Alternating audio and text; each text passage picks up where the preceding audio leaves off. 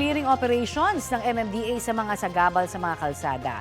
May ulat on the spot si Oscar Oida. Oscar? Yes, Connie, mag-alas 8 nga ng umaga nang magkasanang isa na namang bantay sa gabal operation ang MMDA Special Operations Group Strike Force. Unang pinuntirya itong panulukan ng EDSA at Taft Avenue dito sa Pasay.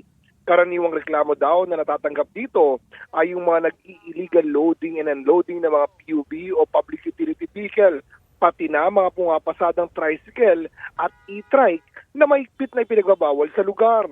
Marami raw sa mga ito nagka-counterflow pa na lubos na mapanghanip. Tuloy maraming tricycle ang nato. Yung iba kasi wala na nga lisensya, wala pang rehistro. Paliwanag namang ilang mga nakausap natin mga tricycle driver o mga e-trike rider, kesyo napadaan lang daw sila, kesyo naghatid lang at hindi naman daw pumapasada.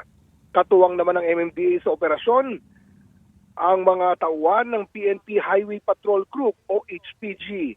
Hindi lang daw ito ngayong araw kundi continuous effort ng ahensya para masolusyonan ang mga problema sa lugar. Connie? Maraming salamat, Oscar Oida.